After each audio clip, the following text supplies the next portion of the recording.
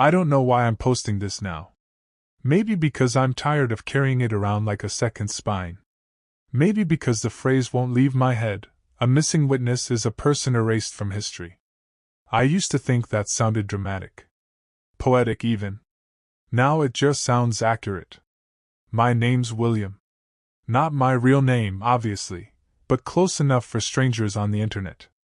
This happened about 8 years ago, back when I still believed that if you planned something carefully enough, you could control the outcome. I was wrong about a lot of things back then. Especially about people. The short version? I made someone disappear. Not in the way movies show it, with elaborate schemes and perfect alibis. It was messier than that. More human. And somehow that made it worse. Before you start picturing me as some kind of monster, understand this. I didn't wake up one day wanting to erase someone. It built up slowly. Resentment has a way of doing that, layer by layer, like paint on a wall you stop noticing until it cracks. The person in question, let's call him Daniel, knew something that could have ruined me. Not embarrassing secret ruined. I mean life over, doors closed, no coming back ruined. And Daniel wasn't the type to stay quiet out of kindness. So yeah? That's the context. I had a problem. And eventually, I convinced myself there was only one solution. I didn't decide all at once. That's the part people never get. There wasn't a single moment where I said, "Okay, I'm going to do this." It was more like a slow narrowing of options until everything else felt impossible. Daniel had leverage. Real leverage. Enough to dismantle my career, my relationships, everything I'd spent years building. And he knew it.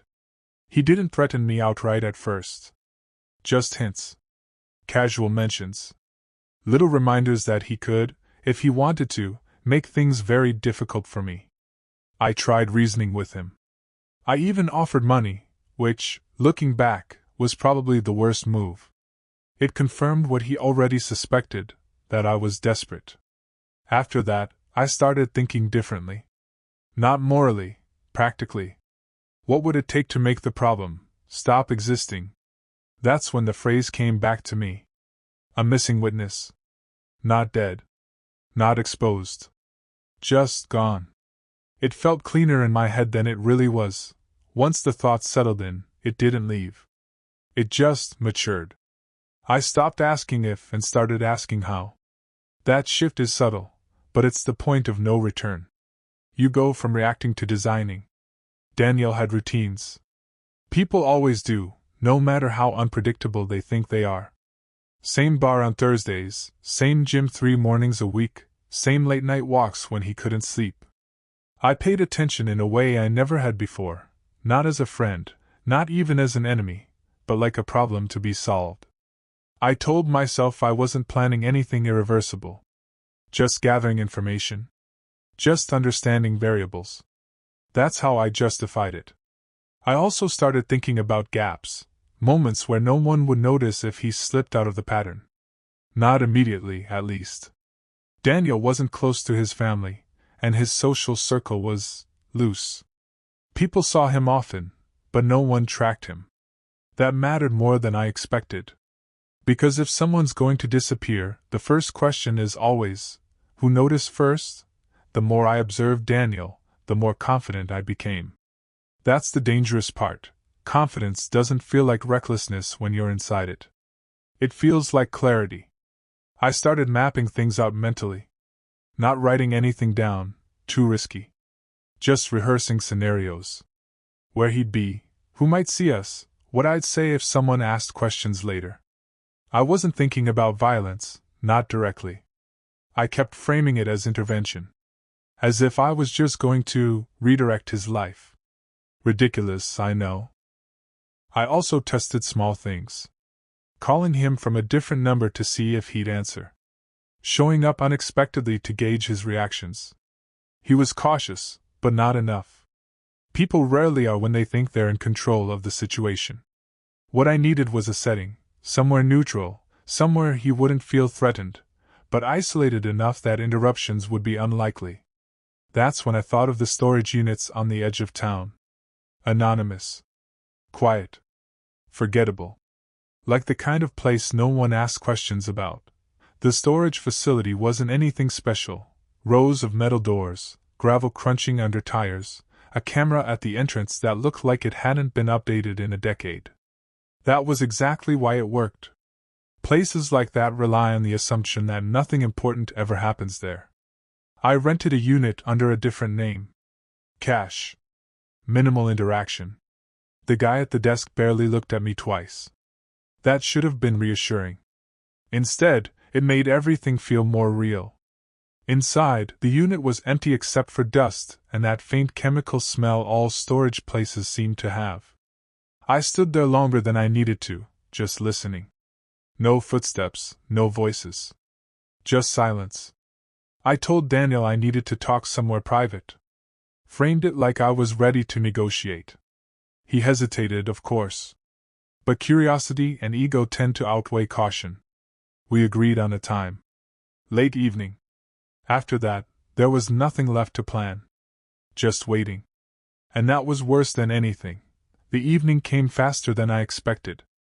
All day, I moved like I was following someone else's script, mechanical, detached. I remember checking my phone constantly, not because I expected messages, but because I needed something to ground me in normality. By the time I got to the storage unit, the sky was already dimming. That in-between light where everything looks flatter, less defined. I unlocked the door, stepped inside, and left it slightly open. Not inviting, but not closed off either. When Daniel arrived, he didn't greet me the way he used to. No handshake, no smile, just a quick glance around, like he was already assessing risk. That almost made me call the whole thing off. Almost. We started talking.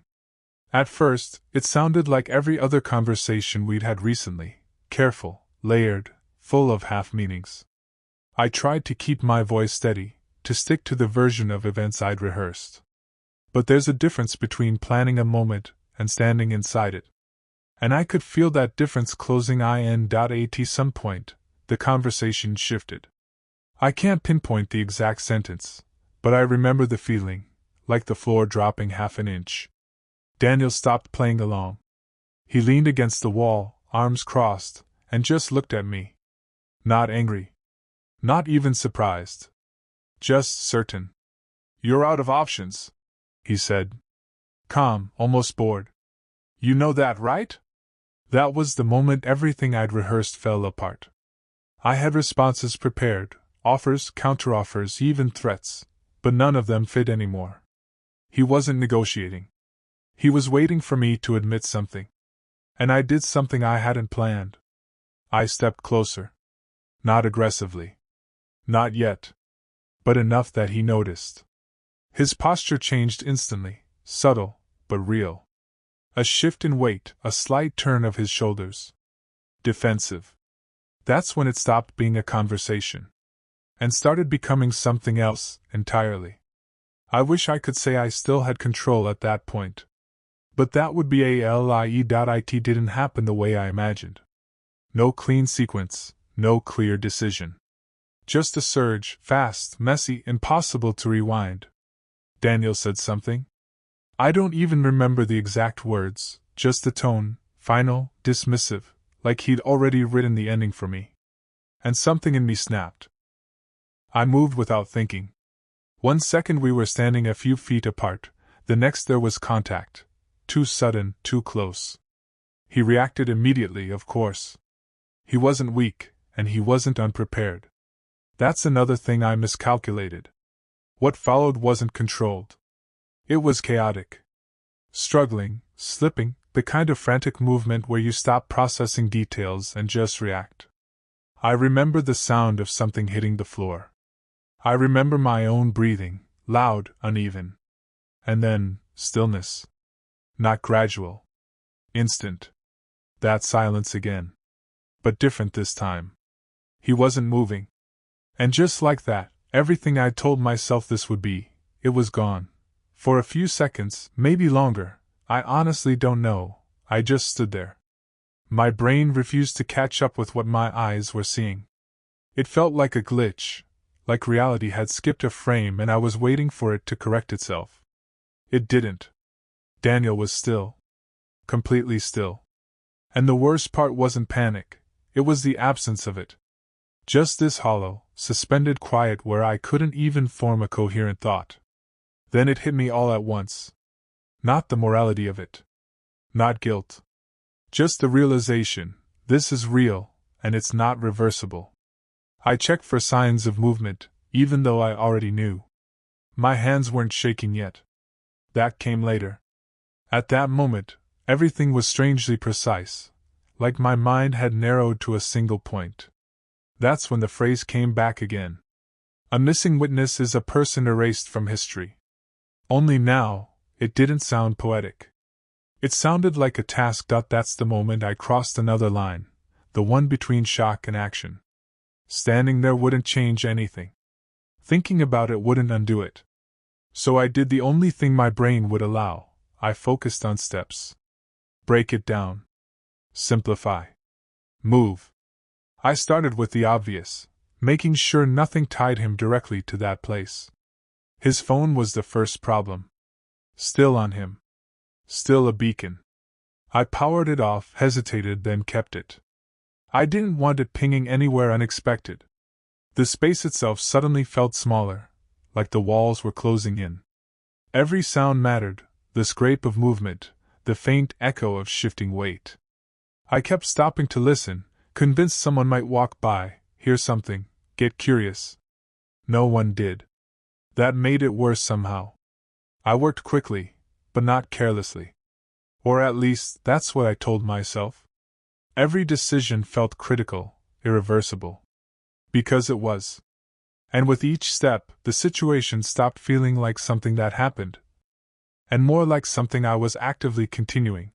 Up until that point, I'd been running on momentum. Action covering over thought. But cracks started showing almost immediately. It was the small things. Details I hadn't accounted for because I never truly believed I'd need to. The weight of reality is different from theory. You don't feel it until you're forced to carry it. I noticed marks I couldn't easily explain. Disturbances that didn't belong in a place that was supposed to stay invisible. I tried to fix them, but every adjustment felt like it created two more problems. That's the thing about control. You think you have it until variables multiply faster than you can manage. Then there was time. I checked my phone and realized how long I'd already been there. Longer than planned. Long enough that patterns start breaking. People expect you elsewhere, routines shift. That's when the first real wave of fear hit. Not loud. Not overwhelming. Just a quiet, creeping certainty that something had already gone wrong. And I just didn't know what yet. I was almost done, at least, that's what I kept telling myself. One more adjustment, one more check, and I could leave. Put distance between me and that place. That's when I heard it. Not loud. Just the faint crunch of gravel outside. Tires, maybe? Or footsteps. Hard to tell through the thin metal walls. But it was enough to freeze me in place. I held my breath without realizing it. Listened. Another sound. Closer this time. Someone was there. Every scenario I'd planned for suddenly rushed back, but none of them felt usable. I hadn't expected timing like this, someone arriving right in the middle of everything. My mind started racing through options. Stay quiet. Wait it out. Act normal if confronted. Each one felt fragile. Then a shadow moved under the gap at the bottom of the door. And for the first time that night, I felt something close to panic take hold. Because whatever happened next wasn't part of the plan. The shadow stopped right outside my unit. I remember staring at that thin strip of darkness under the door like it was the only thing that existed. My entire world reduced to a pair of unmoving shoes on gravel. Then, knuckles against metal. Not aggressive. Just a casual knock. The kind you give when you're not expecting anything serious on the other side. Hey, someone in there? The voice was unfamiliar. Male. Calm. I didn't answer. Every instinct told me to stay silent, to let it pass. But silence can be suspicious in the wrong context. My brain started spiraling. Was it security? Another renter? Someone who'd heard something. He knocked again. Louder this time.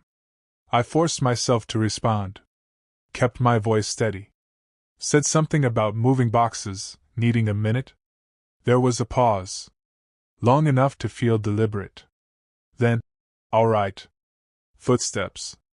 Fading. But here's the thing, people don't always leave because they believe you. Sometimes they leave because they're not sure.